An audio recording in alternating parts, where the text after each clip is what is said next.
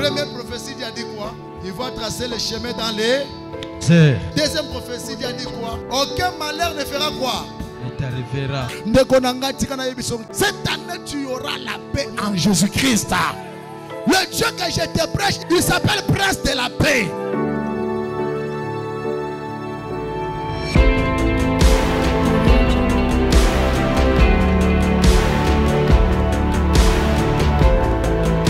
Quand vous combattez dans un combat spirituel avec des témoignages, chaque fois vous humiliez Satan publiquement.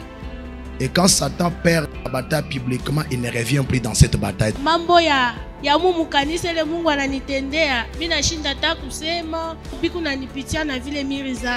Là où je devais passer par la césarienne, j'ai venu au monde par voie basse.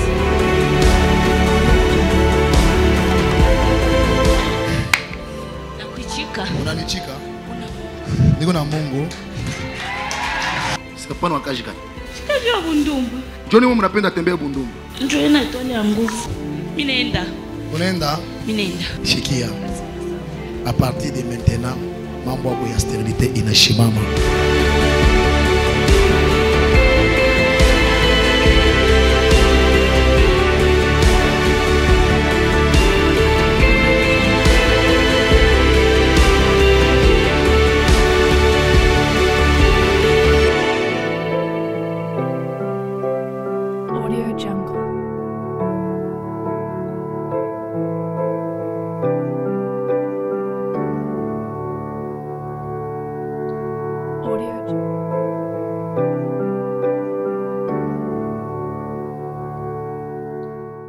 Je sens l'onction de la délivrance dans la salle.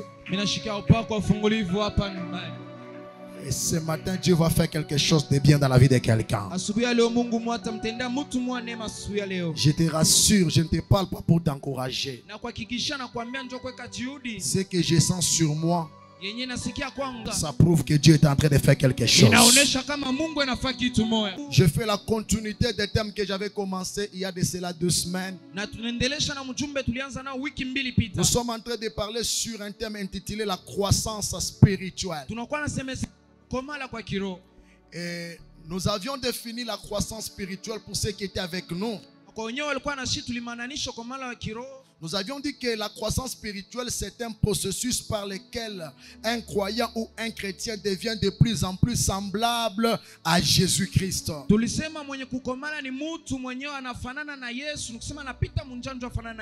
Donc c'est un processus par lequel une personne progresse dans sa relation avec Dieu. C'est un processus par lequel un chrétien mûrit sa foi. C'est un processus par lequel un chrétien développe son caractère conformément à la volonté de Dieu. C'est une transformation intérieure qui se manifeste dans la vie d'une personne par une meilleure compréhension de la parole de Dieu, par une vie de prière approfondie, par une foi forte et par une obéissance accrue de l'Esprit Saint. Bref, quand nous parlons de la croissance spirituelle, nous voyons un voyage qu'un chrétien prend jusqu'à ressembler à Christ. Dans la vie chrétienne, plus on se rapproche de Dieu, plus on devient semblable à Jésus.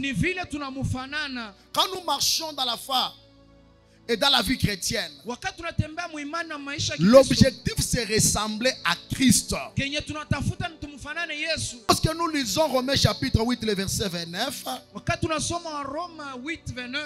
la Bible dit que car ce qu'il a connu d'avance, il les a aussi prédestinés à être semblables à l'image de son Fils. Nous sommes appelés à ressembler Jésus-Christ dans notre caractère. On doit parler comme Jésus parle. On doit faire des choses comme Jésus le fait. On doit s'habiller de la manière que Jésus s'habille. Donne-moi un bon amen. Amina. On doit refléter l'image de Christ dans tout notre comportement. J'avais déjà parlé de l'importance de la croissance spirituelle. Pour ceux qui étaient avec nous, j'avais donné à peu près 4 importances de la croissance spirituelle. J'avais montré pourquoi on doit grandir spirituellement.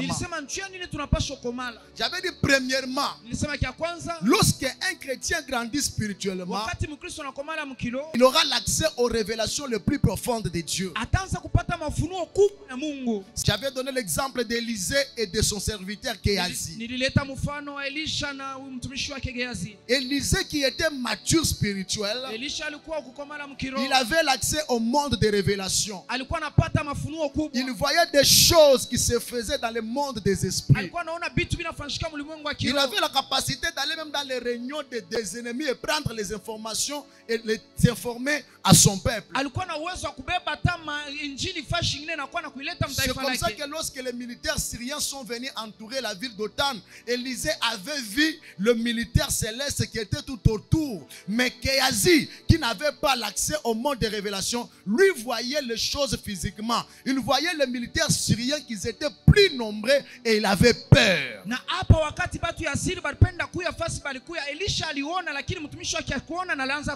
Et j'avais dit qu'un chrétien qui n'a pas de révélation, c'est un chrétien qui panique à tous les mouvements physiques. Tout ce qu'il voit, il va paniquer. Une petite maladie dans la maison suffit pour qu'il panique. Un petit sorcier, il suffit seulement qu'il puisse se transformer en un chat, à un petit rat. C'est une occasion pour lui de paniquer, de trembler. Mais un chrétien qui a les yeux ouverts, il sait que ceux qui sont avec moi, ils sont plus forts et plus grands que les sorciers qui me combattent. Quand il traverse des combats, il sait que le Dieu qui me soutient, il est plus fort que les combats. Quand il traverse des difficultés, il sait que le Dieu qui est avec moi, il est plus fort que ce que je suis en train de traverser. Ainsi, ne panique pas. Il avance et il fait confiance à Dieu. Et j'avais dit la deuxième importance, ça nous protège contre les faux enseignements et contre les faux prophètes et les faux serviteurs. J'avais dit que bien aimé, nous sommes dans le temps où les gens qui se disent des serviteurs actuellement, ils ne cherchent pas à gagner les âmes, mais ils sont en train de chercher l'argent, ils sont en train de chercher le pouvoir et de chercher leur gloire.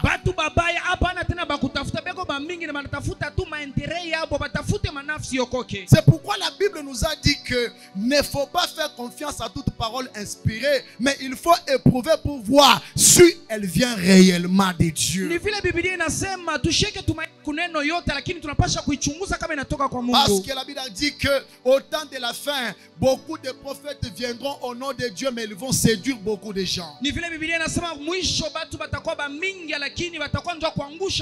Alors lorsqu'on grandit spirituellement, un homme mature, on ne peut pas le manipuler facilement. Un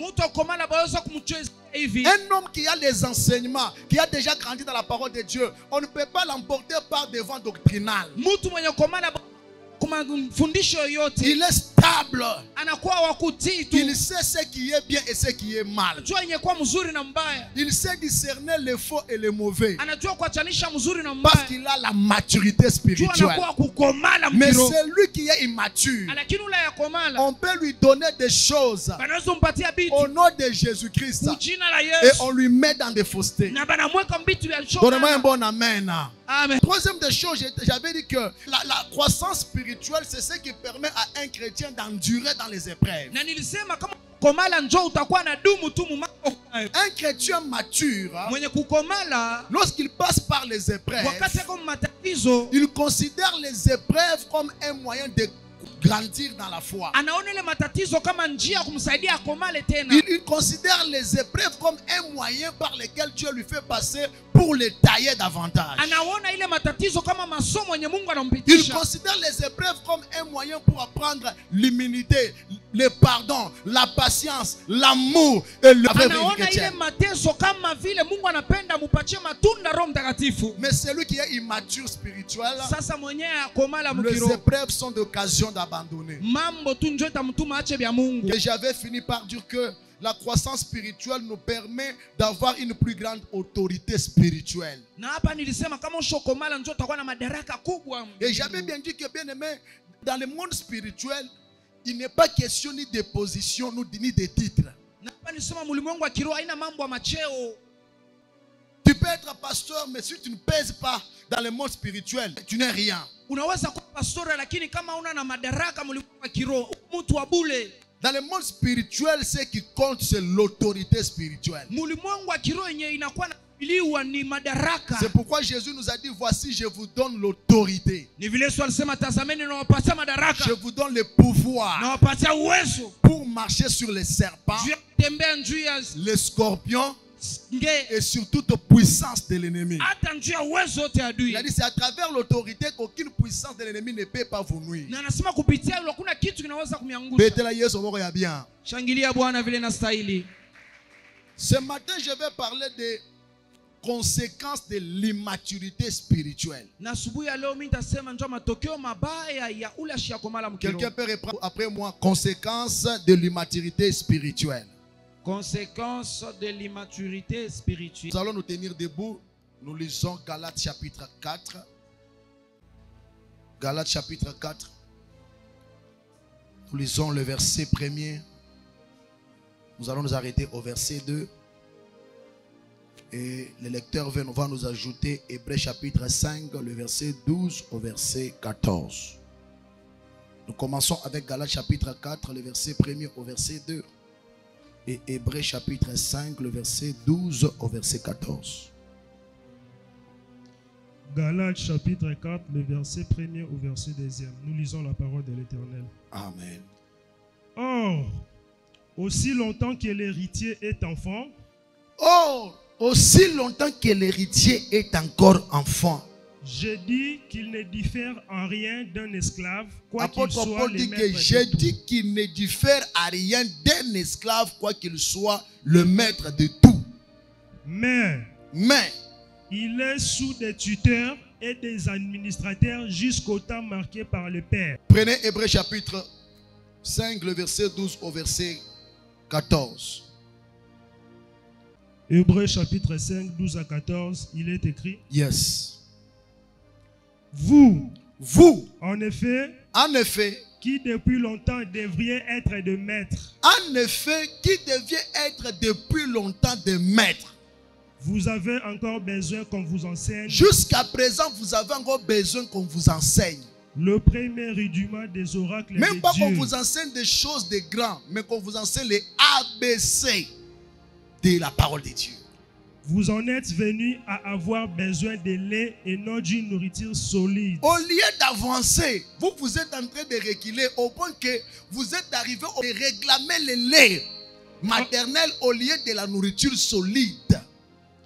Or, quiconque en est au lait n'a pas l'expérience de la parole de justice. Un bébé n'a pas l'expérience de la parole de quoi? De la justice. Car il est un enfant. Car il est encore un enfant. Veuillez reprendre place. Que Dieu vous bénisse abondamment. Unaweza kuikala, Mungu awabariki. L'immaturité spirituelle et ses conséquences. Utoto wa kiroho na matokeo yake. Bien-aimés dans le Seigneur, le passage que nous venons de lire de Galates chapitre 4, le verset 1 à 2. Na kitabu tunatoka kusema ya Galates, C'est apôtre Paul qui nous dit ceci.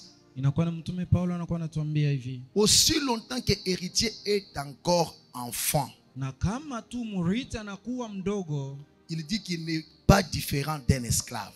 asiachane na mtumwa, Quoi qu'il soit le maître de toutes choses. ingawa anakuwa mwalimu wa vitu yote. Ce passage nous montre que tant qu'un héritier, un croyant, ne comprend pas encore son identité chrétienne, Hii inapenda kutuambia kama Mkristo siyajua kile eko, il ne peut pas vivre la vie de Christ. hawezi kuishi maisha ya Kristo. Il va vivre la vie comme un esclave. Ataishi maisha kama mtumwa. Il sera l'esclave du péché, esclave des démons et esclave des lois. Atakuwa mtumwa wa dhambi, wa ndemona, hata masheria. La vie chrétienne commence lorsqu'on comprend son identité. maturité en Christ. Maisha ya Kikristo inaanza wakati unajua kile wiko ndani ya Kristo.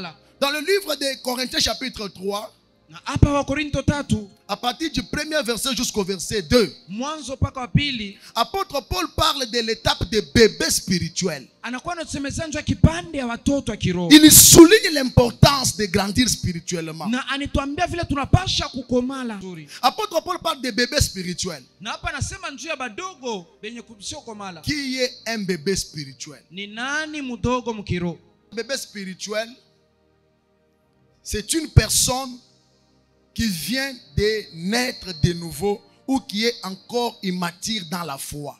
Ni mtu mwenye ule anazalikwa upya wala anakuwa mdogo ndani ya imani. C'est celui-là qu'on appelle bébé spirituel. Njoo mwenye tunaita mdogo muimani. Une personne qui vient de naître de nouveau. Mtu mwenye anazalikwa upya. Ou une personne qui est encore immature dans la foi. Wala mtu mwenye anakuwa mdogo muimani. C'est celui-là qu'on appelle bébé spirituel. Njoo mwenye tunaita mdogo ndani ya roho. Est-ce que tu peux très bien acclamer le Seigneur? Tunaweza shangilia mzuri Yesu. Un bébé spirituel, Mtoto mkiroho comment le découvrir? utamjuaje? Voici premier signe. Alama ya kwanza ni Un bébé spirituel, mtoto mkiroho, premièrement, il dépend des autres pour être nourri spirituellement. yeye anakuwa anaangalia tu bengine murisha mkiroho. Quand vous mettez ce bébé-là, Mkiangalia ule mtoto yuko hapa, qui est avec le frère glorifié, mwenye anakuwa na nduku glorify, pour qu'il mange, njoo akurie, il a besoin qu'on puisse le nourrir lui. anakuwa lazima bamurishe. Quelqu'un me dit un bon amen. Amen. Qu'on vienne le servir. Bamutayarishie. Qu'on prenne encore le temps de faire quoi? De commencer à faire quoi? De le nourrir. Na banza hata kumurisha. Pourquoi? Juu ya nini? Il a encore bébé. Anakuwa mtoto. Vrai ou faux? Vrai ou faux? Mais si vous prenez la nourriture, sasa kama unabeba chakula, vous donnez à Jean-Claude ici, mnampatia nduku yuko hapa kumbele, et qui vous dit viens me faire manger, na unamwambia ko nirishe, est-ce que tu vas le faire manger? Utamurisha. Utasema misa. Mais tu vas dire ça c'est de la blague. Vrai ou faux? Vrai. Misa ou bien nini? Ça c'est de la blague ou quoi? J'ai préparé pour toi et puis que je te fasse. Mais pour les bébés c'est normal. Mais pour lui c'est anormal. Donnez-moi un bon amen. Hein? Amen. Quand vous avez un bébé spirituel à l'église, premier signe, vous allez le découvrir par cela. Il a besoin qu'on le nourrisse la nourriture spirituelle au lieu que lui-même se nourrisse de la nourriture spirituelle. Il ne veut pas lui-même lire la parole de Dieu. Quelqu'un me dit un bon amen. Amen. Il ne veut pas lui-même chercher Dieu dans la profondeur. Par les Écritures. Il a tout simplement besoin qu'on lui parle de Dieu. Il dépend des autres pour écouter Dieu. Il a besoin qu'on lui dise ainsi dit le Seigneur par les prophètes. Il a besoin qu'on le prêche. C'est quelqu'un qui a un problème de manque de connaissance de la parole de Dieu. Il n'a pas la soif de la parole de Dieu. Et ces gens sont tellement nombreux dans l'église. Quelqu'un me dit un bon amen. Hein? Amen. Premier signe. Il dépend des autres pour être nourri spirituellement. Un bébé spirituel ne comprend pas encore les vérités profondes de la parole de Dieu par lui-même. Il n'a pas la capacité de comprendre la parole de Dieu par lui-même d'une manière profonde. Il a du mal à discerner la volonté de Dieu. Et si souvent quand il veut réagir, il ne va pas réagir selon la parole de Dieu, mais il va réagir que par les émotions et par les sentiments. Quelqu'un me dit un bon amen. Quand il est face à un problème, il ne réagit pas selon la parole de Dieu, mais il réagit selon les émotions et les sentiments. Es-tu un bébé spirituel? S'il y a des signes comme ça en toi, tu as encore besoin de chercher Dieu pour grandir. Alléluia. mukimuchokoze, si vous le provoquez, ata réagir kufuatana na misemo ya Mungu. il ne va pas réagir en rapport avec la parole de Dieu. Réagir na ma sentiment, na ma émotion, na mon Il va réagir selon sa chair. Quelqu'un me dit un bon amen, hein? Amen. Parce qu'Ashio sait que dit la parole de Dieu. Dieu, il ne connaît pas ce que la Bible ya Mungu inasema. Anapenda bamuombeye. Il veut compris pour lui. Ataka mambo karino inamuuma tu. Même s'il a mal aux dents. Lui-même n'a pas le temps de s'agenouiller. Ana na wakati ya kwenda kuomba. Appeler Dieu. Aite Mungu. Ataita pasteur atamu minuit. Dieu va appeler les pasteurs à minuit. Pour qu'il amombe mambo ya rino nafanya pour mubaya. compris pour lui parce qu'il y a une dent qui ne va pas bien. Donne-moi un bon amen. Amen. Donne-moi un bon amen. Amen. Immaturité spirituelle. Je suis allé voir un ami dans les affaires. Je l'ai trouvé très content. Il me dit, pasteur, j'ai chassé les démons. Et les démons m'ont obéi. Il était content. Il m'explique. Il me dit la semaine passée, je suis parti à Kinshasa. J'arrive. Je trouve qu'un ami a fils qui a un problème. L'eau est en train de sortir à ce niveau. Et l'enfant là a fait 2 mois à l'hôpital.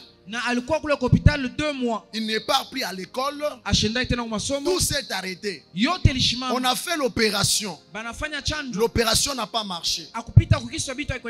Et puis quand moi je suis arrivé, j'ai trouvé mon ami en train de pleurer. Parce que le docteur a dit ceci. On doit donner $3000 pour qu'on puisse mettre des caméras dans le ventre de l'enfant. Et puis quand on va mettre des caméras, la médecine ne donne pas la possibilité que ça va marcher. Il dit on va d'abord essayer pour voir si ça va marcher. C'est-à-dire vous dépensez 3000. Pas pour recevoir la solution, mais pour voir si ça va marcher. Il dit que mon ami a beaucoup d'argent. $3000 c'est rien pour lui. Mais le problème pour nous, c'est la manière dont l'enfant souffrait. Mais la médecine dit ceci. On va donner l'argent, mais il n'y aura pas la solution selon la médecine. Mais c'est un moyen par lequel ils peuvent essayer de faire quelque chose. Il me dit que quand j'arrive à l'hôpital, je vois tout le monde était désespéré. Il n'est pas pasteur. Il n'est même pas chantre. Même pas un serviteur à l'église. C'est un chrétien simple. Donne-moi un bon amen. Amen. Il dit que j'arrive. Je sens en moi la foi qui me monte. Et je regarde les ciels. Je sens qu'il y a une parole qui me dit, je peux prier pour cet enfant. Il dit, j'ai pris l'enfant. J'ai dit à mon ami, je vais prier pour cet enfant. Il dit, j'ai commencé à dire à Dieu, Seigneur, moi j'avais déjà perdu tout l'argent. Les gens m'ont critiqué ici à Kinshasa. Mais tu m'as remis aujourd'hui l'argent. Seulement la santé de cet enfant. C'est ce que tu ne peux pas faire. Seigneur, si tu m'as remis l'argent, remets aussi la vie de l'enfant. Remets aussi la santé de l'enfant. Alors que j'ai prié, j'ai senti les larmes couler sur mes yeux. Et j'ai pris ma chemise. J'ai commencé à essuyer les larmes. Il dit 2 jours après, l'enfant qui avait fait 2 mois à l'hôpital, l'enfant est sorti de l'hôpital. Et on l'a appelé déjà qu'il était rentré à Lumbashi. Que l'enfant est entré déjà d'aller à l'école. Pas de maladie, pas quoi que ce soit. Donne-moi un bon amen. Il était content. Tout le monde qui venait au magasin, il est en train de relater l'histoire. Dieu priait pour quelqu'un, il est guéri. Donne-moi un bon amen. Donne-moi un bon amen. Mais un bébé spirituel, il attend qu'on prie pour lui. Son problème, qu'on prie pour lui. Lui-même n'a pas le temps de prier. Il fait des serviteurs de Dieu comme ça. Les batumishi ya Mungu sont devenus ses serviteurs. Quelqu'un me dit un bon amen. Amen. Papa. Kouya. J'ai senti des miaulements de chats sur le toit. Et vous priez, toi seul, sors. Le soir encore, il t'appelle. Papa. Ici, il n'y a pas moyen. Mukulu soit guéri au nom de Jésus. Oh, la jambe, que tu sois guéri au nom de Jésus. Busubui papa. Le matin, papa. Pale binatoka inje. Oh, quand je suis Ninaona mawingu inakuwa kama je papa. j'ai vu des nuages qui ont changé sur moi. Lui-même ne comprend pas que lui aussi doit prier. Ah, asiolewe kama na yeye anaweza kuomba. Quelqu'un me dit un bon amen. Amen. Il a besoin des autres Anakuwa lazima paka bengine pour se nourrir de la parole de Dieu ou bien des choses spirituelles. bamulete bitu ya kiroho. Je prie que mon Dieu t'accorde la grâce de grandir. Mina kulomba Mungu apatie neema yake ili ukomale. Acclame très bien Jésus. Deuxième signe, il y a bébé spirituel. Na alama ya pili ya mdogo ndani ya kiroho, Il a une foi basée sur les émotions et non sur la parole de Dieu. imani yake inakuwa ni inambatana na mania, aiangalie neno la Mungu. Quelqu'un me dit mon amen. Hein? Amen. Il a une foi basée sur les émotions et non sur la parole de Dieu. Imani yake inaangalia tu mania mwili, aiangalie neno la Mungu. Ça veut dire quoi? Ni kusema nini? Il se sent proche de Dieu Anajiona yuko karibu na Mungu seulement quand tout va bien. paka mambo yote kumzuri. Kama biote biko nendeka bien. Si toute chose va bien, Mungu ananipenda. la Dieu m'aime. Mungu ananipenda. La Dieu m'aime. Mungu anamupenda paka au moment où tout va bien. Lui, pour lui, Dieu l'aime quand toute chose va bien.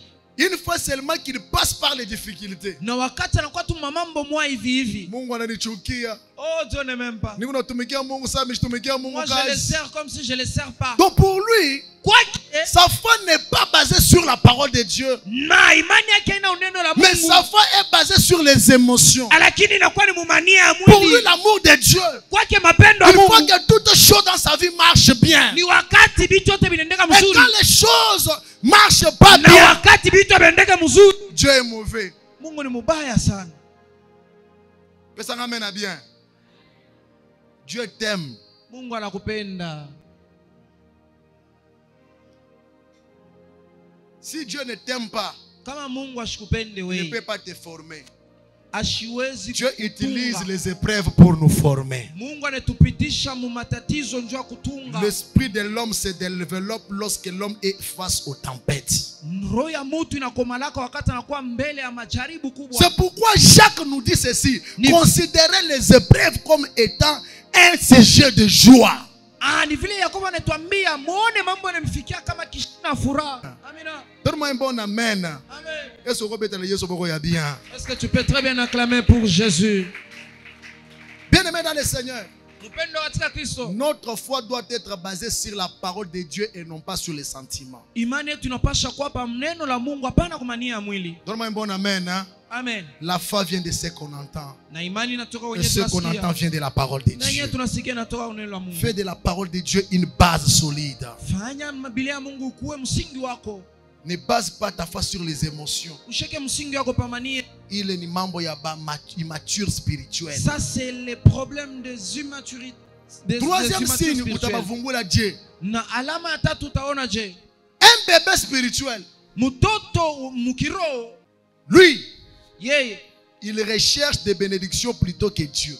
anatafutaka tu mabaraka, asitafutake Mungu hapana. Quand il vient à l'église, Akikuwa kumisa, il ne vient pas pour chercher Dieu. asikuwa kumutafuta Mungu. Il cherche les bénédictions de Dieu plus que Dieu lui-même. Yeko natafuta tu ni mabaraka ya Mungu kushindia na Et Mungu c'est yeye. ça des personnes que nous avons à l'église. Jo batu bale tunakuwa na kumisa. Il vient à l'église pour recevoir plutôt que grandir et servir Dieu. Anakuwa kumisa njoo apate, hapana njoo Tu mtumikie vas Mungu. voir quelqu'un qui vient à l'église. Utona mtu anakuwa kumisa L'objectif c'est quoi? na kifuzio ni nini? Ce n'est pas servir Dieu premièrement. Haina mbele kumtumikia Mungu. Ce n'est pas chercher Dieu premièrement. Haina kumtafuta Mais Mungu. il vient pour recevoir les choses de Dieu. Anakuwa ndio kutafuta vitu ya Mungu. Il vient pour recevoir le mariage. Anakuwa kutafuta Il vient pour ndoa. recevoir l'argent. Anakuwa kutafuta Il vient fedha. pour recevoir le travail. Kutafuta kazi. Bien aimé dans le Seigneur. Mpendo katika La Bwana. Bible dit ceci. Biblia inasema Recherchez mtafute premièrement le royaume et la ya justice de kwanza Dieu. ulimwengu wa Et mbingu le na reste des choses vitu vingine vous seront donnés par-dessus. vitamipewa kwa juu.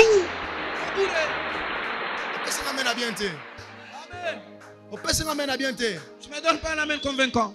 Un bébé spirituel. Mtoto mkiro, Eko na tembe makanisa na makanisa. il est un vagabond spirituel Anasema des natafuta églises. Mungu. Pas pas qu'il cherche Dieu. Il cherche les choses matérielles de Dieu. C'est ça son objectif. Dieu qui vous yeux. Là où tu as mouchiqué au montant des solutions. Aujourd'hui, il est à montant de solutions. Et demain à Malemba. catholique. Demain à catholique. Demain chez les catholiques de Baoust. Il n'est pas en train de chercher Dieu. Il ne cherche pas Dieu. Il cherche la Bible dit ceci. Avant ya kutafuta bintu, avant de chercher tafuta mbele ufalme wa mbingu, et le reste des choses te seront données par-dessus. Personne amène bien. Amen. Kamandari. Personne amène bien. Mandari. Bébé spirituel. Mutoto mkiro. Achekalaka na pasteur moi. N'a pas un seul berger. Et qu'on a pas pasteur à 100 000. Il a une multitude de bergers. Bon, tu n'es pas ma fille. Ben, pas ma fille. Et Ma fille. Mon fils. Doivent les conduire. Ninjoanin. Pourquoi? Il cherche des bénédictions plus que Dieu. Je prie que Dieu fasse de toi un homme stable.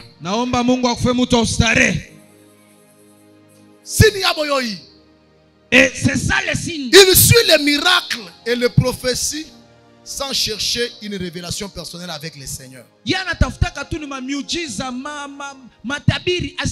chipper comme ma prophétie dans ma miracle. Là où il y a des prophéties et des miracles. C'est là sa demeure. Et puis parler. Et quand il est là, il n'a pas besoin de la parole de Dieu. Ce qui lui intéresse lui, les miracles, prophéties. Tout ça c'est bien. Mais Dieu est plus que ça. Quelqu'un me dit un bon amen. Amen. Si tu as Dieu, là où il y a Dieu, il y a les miracles. Tu auras des miracles toi-même. Tu verras des prophéties toi-même. Tu n'auras pas besoin qu'on te prophétise. Tu n'auras pas besoin qu'on fasse des miracles pour toi. Toi-même, tu vas commencer à expérimenter les miracles et la prophétie. Ça sera une vie quotidienne. Je ne suis pas en train de contredire les miracles et la prophétie. Parce que moi-même, je suis un homme de miracles et un homme de prophétie. Quelqu'un me dit un bon amen. Amen. Mais je te dis que ça ne doit pas être la motivation pour venir à l'église. Ou sinon tu vas te perdre.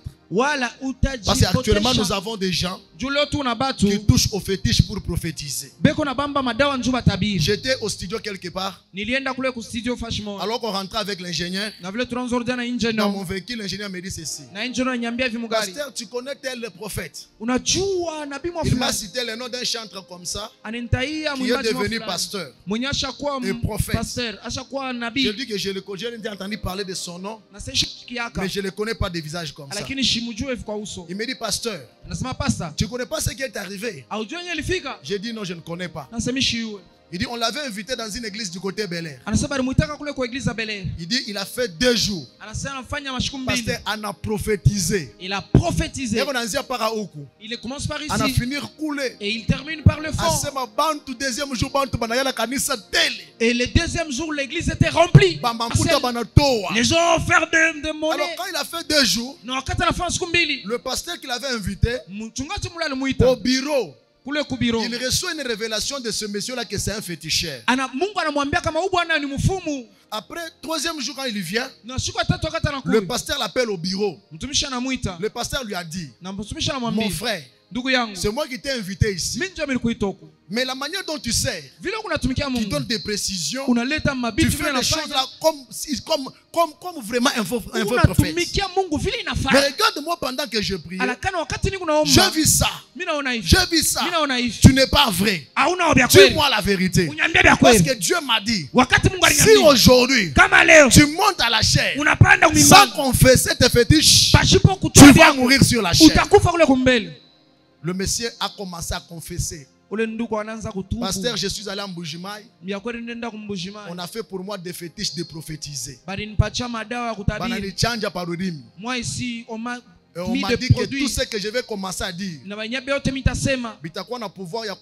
tout ce que je veux. Il a confessé, il a confessé. Et le pasteur lui a dit: toujours là, la chair. C'est là que tu vas tourner pour confesser. Pour leur dire: c'est tout ce que vous voyez. poussé par les démons. C'est les démons qui m'inspiraient. Acclame très bien Jésus. Amen. Donne-moi un bon amen. Amen. Donne-moi un bon amen. Amen. Et l'homme est monté à la chair. Nanduka napanda Il kumimbali. a fait la repentance. Anenda kutubu. Et le pasteur a dit aux gens, Na pastor namwambia je batu, suis avec vous ici. niko na moyo hapa. Je n'ai jamais vu mtu kutosha mpango kuleta pakanisi. Shia unaka quelqu'un amener Mais ou un apporter faux une prophète parcelle. anakuwa na manipulé na prophétie, munatosha mampango, munatosha mamakuta, munatosha tout munapeleka. Et puis munakuwa kanisa tele na inje. Et là vous êtes remplis, vous suivez, vous offrez même parce qu'il y a un Mais faux moi qui est je là. vous prêche la parole pure. Lakini mimi nimehubiri. Amukuyake pakanisi. Vous ne venez pas à l'église. Bien aimé, un chrétien immature, Mutoto mukiro. signe que vous devrez et qu'on a courir derrière les prophéties. Prophète tel arisema. Prophète tel arisema. Prophète et qu'on a ma prophétie ba prophète na ba beba mai. Wende mu toilette. Pas de faire mu toilette, mita kuyamo, mtakuna wishi le mai comme ça utapata makuta. Yebi yote pas na fata. Pourquoi? Parce que ce qui lui intéresse ni ma prophétie na ma miracle. Donnez-moi un bon amen. Amen. Donnez-moi un bon amen. Amen. Mais un homme mature, Sasa mtu komala. on ne peut pas les manipuler. Abaweza kumchezea. Le pasteur était mature. Baba alikuwa On a kiro. prophétisé tout le monde. Balitabiri watu Mais yote. lui-même, Lakini yeye il moyo est allé plus loin anaenda mbali. pour découvrir la source des Juu prophéties. ya kwenda kujua bibi unatoka wapi mambo. Donne-moi un bon amen. Amen. Pesa nga amen à bien. Amina. Oko betela Yesu boko ya bien. Est-ce que tu peux très bien acclamer pour Jésus? Betela Yesu maboko ya bien. Tu peux bien acclamer pour Jésus. Lorsqu'on est immature, Wakati uko mtoto, au lieu de chercher la relation personnelle avec Dieu, on Baada- cherche les prophéties et les miracles. baada ya kutafuta uketu ya uhusiano unatafuta miujiza. Quatrième signe, Alama ya ine il a un faible engagement dans l'œuvre de Dieu. ni mtu ana na kiapo cha kukamilika ndani ya Lorsque kazi ya Mungu. quelqu'un est immature, un bébé spirituel, Wakati mtu anakuwa mtoto mkiroho, il a un engagement faible aux choses de Dieu. anakuwa na kiapo kia chini sana kubitu ya Mungu. C'est-à-dire, Ni kusema il a du mal à prier. Pour lui, il considère la prière comme une punition. yanaona maombi kama malipo mwa fulani. Quand vous l'appelez, venez prier. Wakati mtamwambia onde C'est kuombe, comme si vous êtes en train de lui donner une punition grave. inakuwa kama mnampatia kazi moja nguvu. Donnez-moi un bon amen. La nuit, j'étais avec mes enfants dans la maison, on parlait. Na usiku tulikuwa tunazungumza na watoto wangu mnyumba, Nous avons parlé, on a chanté. tunaomba tukasumburia. Quand j'ai dit seulement qu'on commence à prier, Wakati mimi nasema tuombe 3 minutes c'était beaucoup. 3 minutes tu J'ai dakika vu tatu, Geneviève déjà à Chakulala. naona Genoviki kula shakulala. Quelqu'un me dit un bon amen. Amen. Donc si vous voulez qu'Allah vous chingish, venez prier. Ah, si l'enfant ne dort pas, vous commencez la prière, atalala. Alléluia. Amen. La manière même pour arrêter ma kelele munyuma quand j'ai dit ma kelele na pita. Mes amis, venez, on va prier. On t'aura pas balé bakulala bal. Et quand même il y a beaucoup de bruit, je les appelle, venez on prie et tout le monde va dormir. Quelqu'un me dit un bon amen. Hein? Amen. C'est comme ça les immatures spirituels. Ile batoto mukiro, Même à l'église, hata kumisa, vous allez trouver que cette personne immature, il a un faible engagement aux choses de Dieu. mutaona mutu jijitowe tu vile nafai kubitu ya Mungu. Il a du mal à prier pour lui-même. Ashiweza hata kujombea ye peke. Il considère la prière comme une punition Eko naona maombi sa mambo mwa nguvu. et non pas comme une vie. Asione sa maisha. Quand on lui dit venez en retraite des serviteurs, Bakisema mukuyeni c'est une kutifungia kwa punition. maombi. Hein? Kwake ni malipo hizi ya nguvu. Lui ne considère pas qu'on m'appelle pour mon bien. Yashone kama namuita njoo mambo Mais yake lui considère mzuri. comme si on était en train de le punir. Yeye naona sabe kuna mwekea mambo mwa nguvu Ataleta sana. ma raison. Il va porter des Vile raisons. kunyumba kuna mtu akulala. Oh, à la maison il y a Ataleta personne. ma raison. Il va donner des raisons Vile alikuwa na bushingishi. parce qu'il avait sommeil. Parce qu'il tout ça parce qu'il ne veut pas seulement prier. Ashipende njoo kuomba. Mais quand on a sema mungu tu courir. Mais si vous l'appelez pour manger, Hey, hey, ni full. pale hauyaisha hata kusema shakui. Acclamons très bien Jésus. Amen. Les signes des immatures spirituels. Soma alama ya batoto ya kiroho ile. Alléluia. Amen. Il considère la méditation et la parole de Dieu comme si c'est une punition. Yeye konaona kusoma Biblia Il considère évangéliser comme une punition. Il a du mal à évangéliser. Il a du mal à méditer la parole de Dieu. Il a du mal à venir à l'église toute la semaine. Ça, c'est la maturité spirituelle. Ça prouve que la personne est encore bébé spirituel. Pour servir Dieu, il a besoin qu'on le supplie. Pour servir Dieu, il a besoin d'être payé. Donnez-moi un bon amen. Amen. Donnez-moi un bon amen. Faible engagement aux choses de Dieu. Il hésite à servir dans l'église ou à prendre des responsabilités. Il peut avoir des dons. Il peut avoir des talents. Mais pour servir Dieu avec ses talents et ses dons, il a l'hésitation. Il ne veut pas prendre des responsabilités à l'église. Raison est et la raison c'est quoi? Oh, moi j'aime pas de problèmes. Non. Ni bébé spirituel. C'est un bébé. Quelqu'un me dit un bon amen. Hein? Amen. Quelqu'un me dit un bon amen. Amen. Il considère que tu me tiens comme une occasion, il y a ma problème. Et pour lui, servir Dieu, c'est une occasion de problème. Non. Ça, c'est comme ça que les bébés spirituels pensent. Acclame très bien Jésus, j'avance. Continue. Cinquième signe. Alama ya tano. Il a des difficultés à surmonter le péché. Ashiwezi kuepuka zambi. C'est-à-dire, il lutte avec des habitudes anciennes. Il tombe facilement dans le péché et ne cherche pas à changer. Il peut être chrétien, ça fait 20 ans. Mais lui sera toujours en train de lutter avec des anciennes habitudes qu'il avait. Il tombe facilement dans le péché et ne cherche pas à changer. Ça c'est le signe qui montre que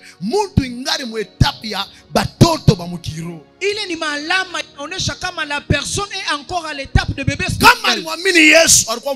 Si lorsqu'il a cru à Jésus, il était impunique. Une année après, une année, il sera toujours impunique. 2 ans après, 2 ans, il sera toujours impunique. 20 ans après, 20 ans, il sera dans la même situation. Il n'a même pas besoin de changer. Il n'a même pas besoin de changer.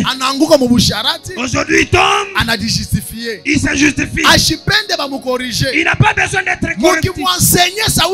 Si vous lui parlez de la part de Dieu, là vous avez touché sa faiblesse. Il va s'énerver. Oh, pasteur Arinisema. C'est moi qu'on a parlé. Oh, c'est de moi qu'on a parlé. Dans le Seigneur. Il n'y a pas un autre endroit que Dieu peut nous redresser. Ce n'est que dans la maison de Dieu où le Seigneur redresse les choses pour nous. Alors accepte la correction de Dieu. Accepte les enseignements qui te transforment. Parce que nous sommes appelés à manifester l'image de Jésus-Christ. Bien. Tu aimes les enseignements de prospérité. Tu aimes l'évangile de prospérité. Mais tu n'aimes pas l'évangile pur. Dieu est insensé pour te prendre toi ici. Sans te tailler, sans te briser. Et là il te donne les millions même. Donne-moi un bon amen. Hein? Amen. Donne-moi un bon amen. Amen. Dieu a besoin de voir les changements de nos caractères.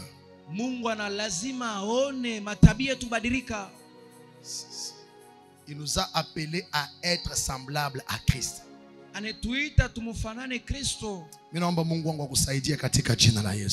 prie que le Dieu de mon Père t'aide au nom de Jésus. Que Dieu nous donne une église de femmes matures.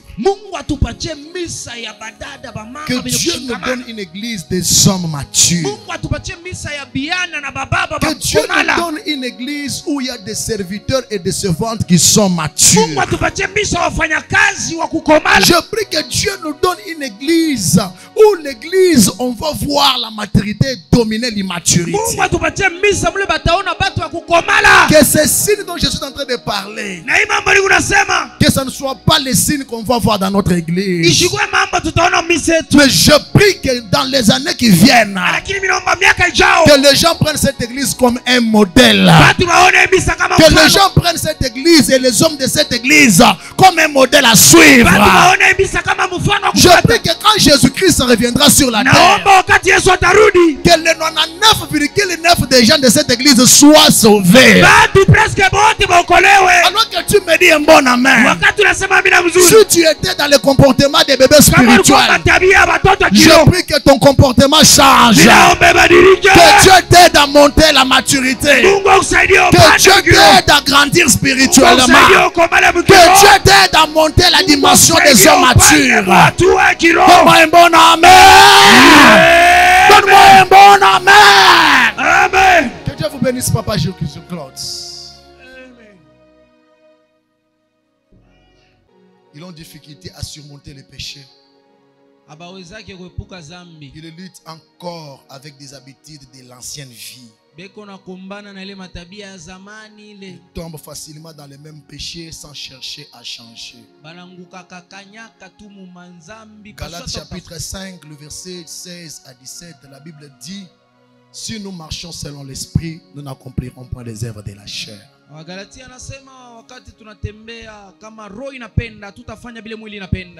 Je prie que tu marches selon l'esprit et non pas selon la chair. Donne-moi un bon amen. Amen. Donne-moi un bon amen. Amen. Église ni fashi akubadilika. Missa, c'est l'endroit où tu dois changer. Avant de servir Yesu, pourquoi muntu abishilani bya bupeshi? Tu étais quelqu'un nerveux. Pendant une semaine. Si on te provoquait, tu vas laisser même la nourriture.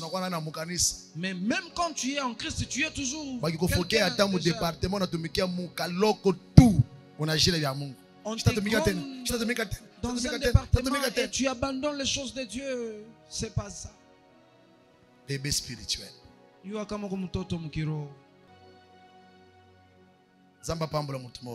Que Dieu bénisse quelqu'un au milieu de nous.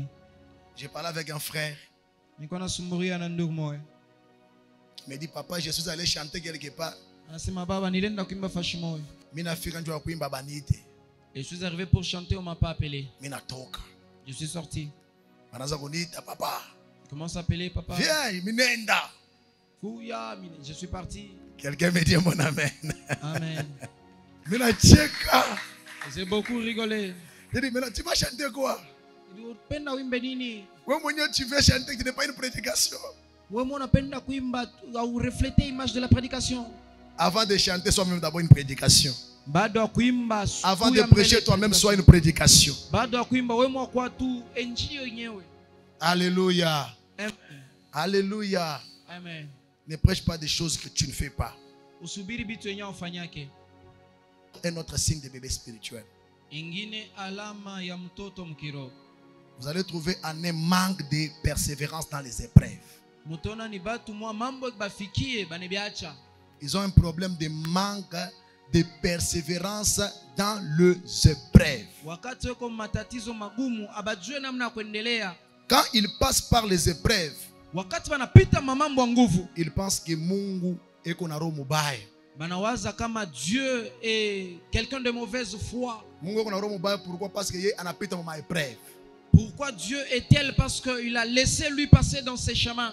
Donc pour lui, pour que Mungu akwa muntu roho mzuri, pour que Dieu soit un Dieu bon, il ne peut pas passer par les épreuves. Il ne doit pas permettre que les épreuves lui arrivent. C'est comme ça que les bébés spirituels pensent. Il peut cesser même de prier à cause des épreuves. Il peut penser que Dieu l'a abandonné Il peut même cesser de venir à l'église à cause des épreuves.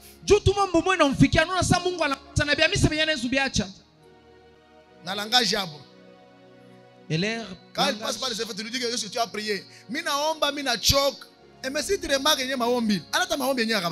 Et quand vous lui dites, tu ne viens plus à l'église, il dit, j'ai beaucoup prié, je n'ai pas eu d'exaucement. Mais quand vous remarquez bien, il n'a même pas prié. Clamons très bien Jésus, j'avance. Ça passe ou bien ça casse. Mon objectif, ce n'est pas de te garder dans cet état de bébé spirituel. Mais je veux qu'après cet enseignement, que tu sois cité parmi des hommes matures.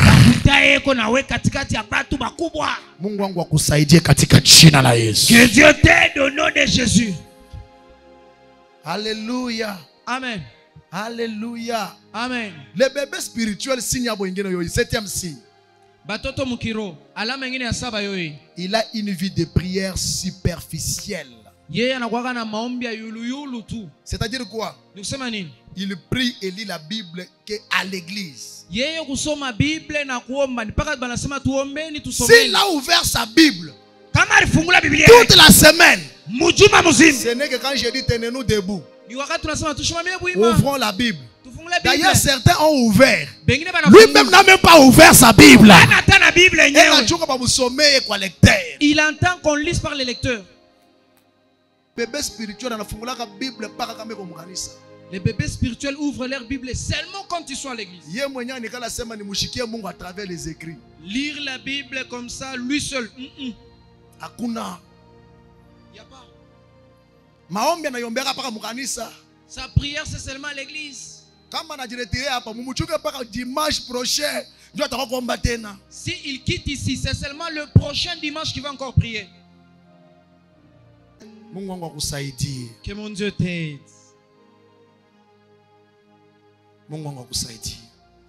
Seigneur, donne-nous une église des hommes qui méditent ta parole jour et nuit.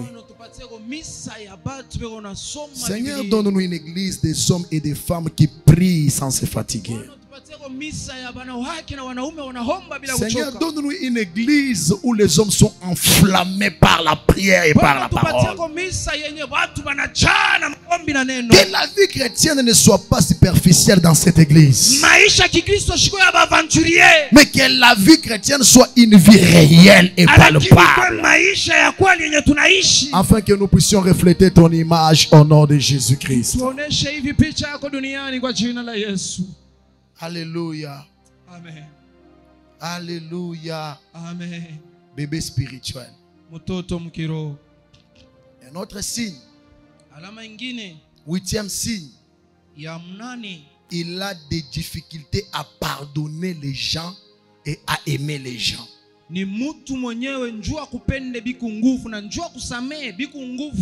Bébé spirituel.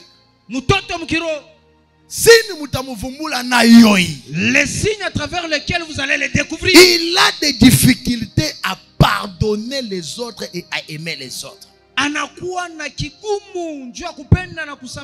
C'est-à-dire, il garde facilement des rancines et du mal, même pour ses propres frères en Christ.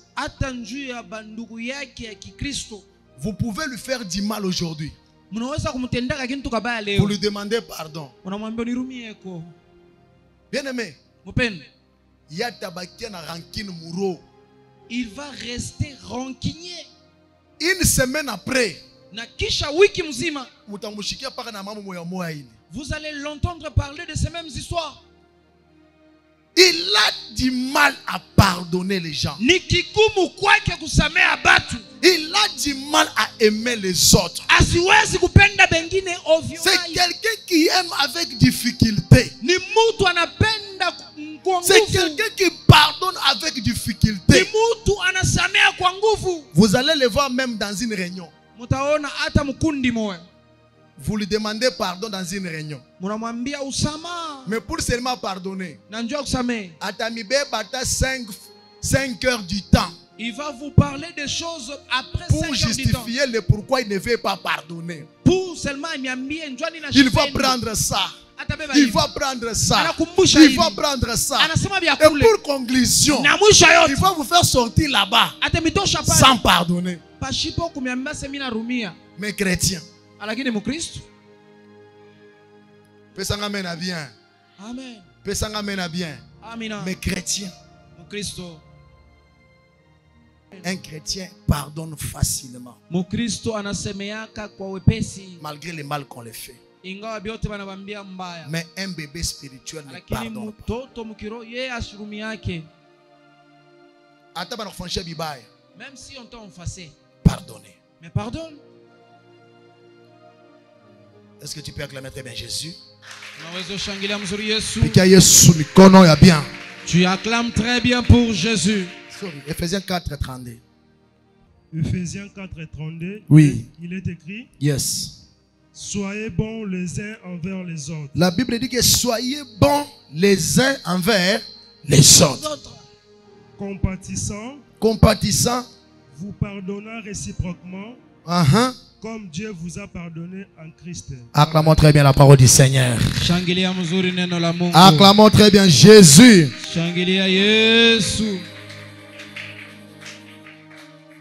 Vous pardonnez les uns et les autres. Bien-aimés dans le Seigneur, je sais que le pardon n'est pas facile. Mais à cause de Jésus-Christ, nous sommes appelés à se pardonner mutuellement. Pardonne ceux qui t'ont fait du mal. La vie est courte. Nous n'avons pas de temps pour la rancune dans nos cœurs. Alléluia. Amen. Si tu pardonnes, c'est ainsi qu'on te pardonnera aussi. Tu veux que Dieu te pardonne. Sois aussi prêt à pardonner les gens qui te font du mal. Acclamons très bien Jésus, j'avance.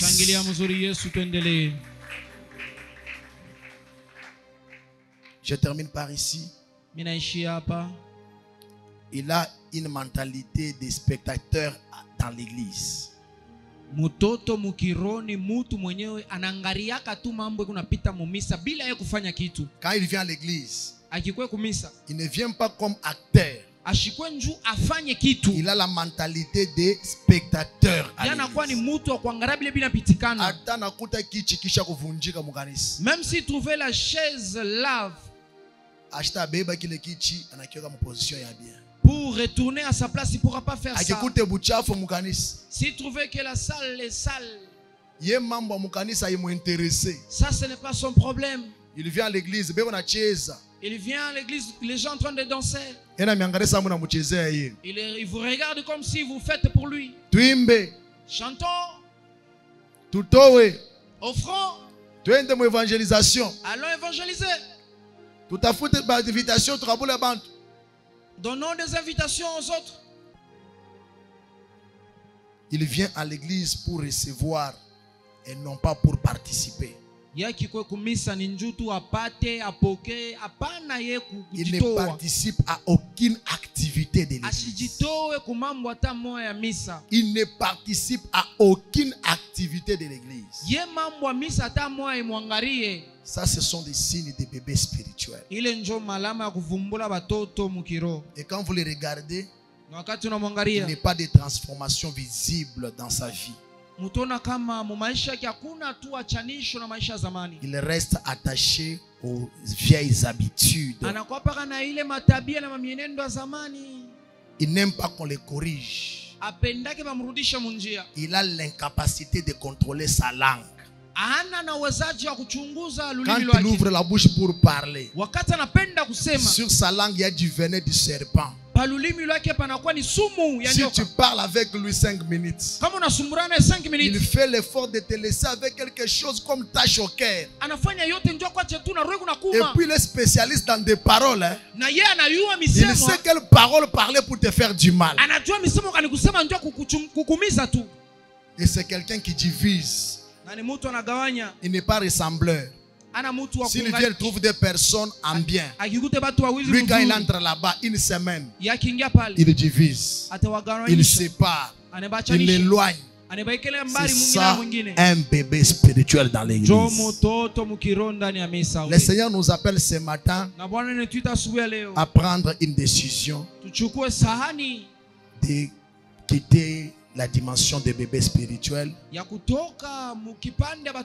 d'abandonner les choses des bébés spirituels et de grandir avec le Seigneur. Que Dieu bénisse sa parole. Mungu abariki neno lake. Première prophétie, Dieu a dit quoi? Il va tracer le chemin dans les... Deuxième prophétie, Dieu a dit quoi? Aucun malheur ne fera quoi? Cette année, tu auras la paix en Jésus-Christ. Le Dieu que je te prêche, il s'appelle Prince de la paix.